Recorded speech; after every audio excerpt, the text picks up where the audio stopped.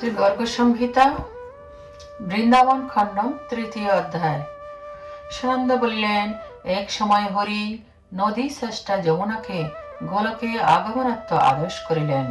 তখন যমুনা কৃষ্ণকে প্রদক্ষিণ করিয়া গমন উদ্দিতা হইলে বিরজাও সাক্ষাৎ ব্রহ্মপদোদ্ভবা গঙ্গা এই নদীদ্বয় যমুনা অঙ্গে লীন হন। হে নন্দরাজ, এই জন্য লোকে যমুনাকে পরিপূর্ণতমা এবং পরিপূর্ণতমা কৃষ্ণের প্রধান রানী বলিয়া থাকেন। অনন্তর এক সময়ে শরীর বরা যমুনা নিজ প্রবল বেগে বিরাজা বেগ ভেদ করিয়া তাহাকে পৃথক করিয়া দেন এবং স্বয়ং নিকুঞ্জদ্বার দিয়া নির্গত হন। তারপর মহানদী যমুনা অসংখ্য ব্রহ্মাণ্ড সমূহ স্পর্শ করিয়া গঙ্গার সঙ্গে সঙ্গত হন। তিনি নিজ প্রবল বেগে গঙ্গা জল ভেদ করেন। বামনদেবের বাম পদাষ্ট অঙ্গের নখ দ্বারা ব্রহ্মাণ্ড মস্তক নির্ভিন্ন হইলে যে বিবর প্রকাশ হয়, শরীর বরা যমুনা সেই বিবর পথে গঙ্গার সহিত মিলিত হইয়া থাকেন। তারপর ধ্রুব মণ্ডলে গিয়া ভগবান বিষ্ণুর বৈকুণ্ঠ লোক প্রাপ্ত হন। অতঃপর ব্রহ্মমণ্ডল বৈকুণ্ঠ হইতে বিনির্গত হইয়া সমস্ত ব্রহ্মলোক প্লাবিত করেন এবং তৎপর শত শত দেবলোকের এক লোক হইতে অপর লোকে উপনীত হন। অনন্তর অত্যন্ত বেগে সুমরু পর্বতের মস্তকে পতিত হন এবং গিরিশৃঙ্গ সমূহ অতিক্রম করিয়া গণ্ডগিরি সকল ভেদ করিত সুমরের দক্ষিণ দিক দিয়া গমনে উদ্দিত হন।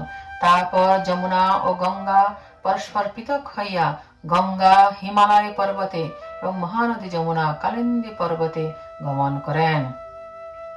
যমুনা যখন কালিন্দ হইতে বিনির্গত হন, তখন তিনি কালিন্দী নামে আখ্যাত হইয়া থাকেন।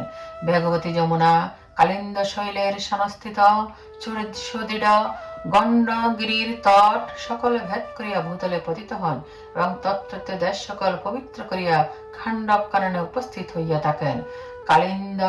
কলিন্দ নন্দিনী যমুনা পরিপূর্ণতম সাক্ষাৎ শ্রীকৃষ্ণকে পতিরূপে পাইবার জন্য পরম দিব্য দেহ ধারণ করিয়া তপস্যা করিয়াছিলেন। তিনি অনেক দিন পিতৃগৃহে কলিন্দ পর্বতের কন্যারূপে মানুষ দেহে বিরাজিত থাকিয়া বেগময় জলরূপে ব্রজমণ্ডলে উপস্থিত হইয়াছিলেন।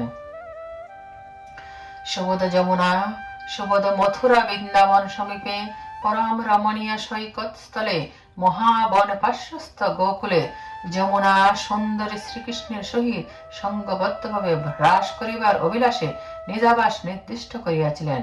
ব্রজ হইতে যখন তিনি প্রবাহ রূপে প্রচলিত হন, তখন তাহার অত্যন্ত ব্রজ বিরহ ব্যথা উপস্থিত হইয়াছিল। তিনি প্রেমানন্দ স্নয়ন জলে আকুলিত হইয়া পশ্চিম বাহিনী হন। অতঃপর নিজ বেগে বারাত্তর ব্রজমণ্ডলকে নমস্কার করিয়া তত্ত্ব দেশ সকল পবিত্র করিতে করিতে তীর্থরাজ প্রয়াগে গিয়া যখন গঙ্গার সহিত ক্ষীর সমুদ্র গমনে উদ্যত হন, তখন স্বর্গে দেবগণ জয়ধ্বনি সহকারে পুষ্প বর্ষণ করিয়াছিলেন। যমুনা সাগরে আগমন করিয়া গদগদ বাক্যে গঙ্গাকে বক্ষমান বাক্য বলিতে লাগিলেন। যমুনা বলিলেন, হে গঙ্গে, তুমি ধন্যা, তুমি কৃষ্ণ পাদ পদ্ম হইতে যাতা, সর্বলোক পূজিতা ও সকল ব্রহ্মাণ্ডের পাবনী। হে শুভে, আমি উদ্দে হরিপুরে গমন করিতেছি, তুমি আমার সহিত গমন কর। তোমার সমান পবিত্র তীর্থ হইও নাই, হইব না। হে গঙ্গে, তুমি সর্বতীর্থময়ী, অতএব আমি তোমাকে প্রণাম করি। আমি তোমাকে যদি কিছু মন্দ বাক্য বলিয়া থাকি, হে সুমঙ্গলে, তা ক্ষমা কর।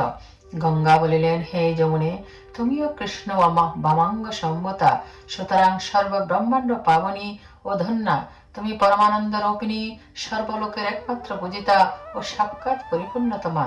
বিশেষত তুমি পরিপূর্ণতম মহাত্মা শ্রীকৃষ্ণের পরম প্রিয় পাত্রাণী। অতএব হে কৃষ্ণে, আমি তোমায় প্রণাম করি। তুমি তীর্থ ও দেবগণের দুর্লভ, গোলকেও তুমি সুলভ নহ।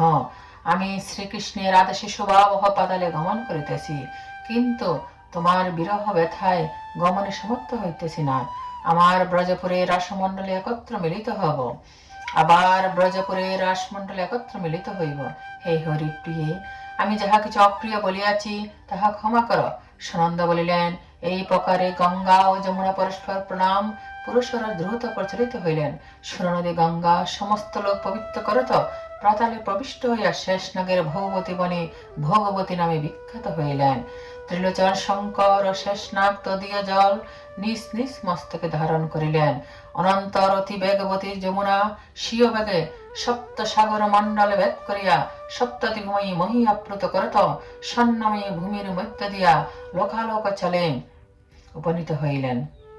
অনন্তর উচ্ছলিত জলে বেগে লোকালোক পর্বতের সংস্থিত গণ্ডশৈলের তটভূমি ভেদ করে সত্তর তাহার শিখর দেশে উৎপতিত হইলেন এবং ক্রমে তদ্দেশ দেবাবাস স্বর্গে গমন করিলে ব্রহ্মলোক হইতে অখিল সুরলোক পর্যন্ত সমস্ত লোকে পরিব্যাপ্ত হইলেন। তারপর ব্রহ্মদেব দ্রবযুক্ত হরি পাদস্থান ব্রহ্মাণ্ডানন্দে আগমন করিয়া পুনর্বার গোলকে গমন করিলেন। তখন দেবগণ প্রণত হইয়া পুষ্প বর্ষণ করিতে লাগিলেন। মানব যদি কলিন্দ গিরি নন্দিনী যমুনারে পরম পবিত্রময় পবিত্র চরিত্র নিত্য শ্রবণ পাঠ কিংবা ধারণ করে তবে পৃথিবীতে সর্ববিধ সুমঙ্গল বিস্তৃত হয় এবং সে ব্যক্তি নিজ নিকুঞ্জ লীলার্পিত ভগবানের পরম পদ প্রাপ্ত হইয়া থাকে। বৃন্দাবন খণ্ডে 3য় অধ্যায় সমাপ্ত।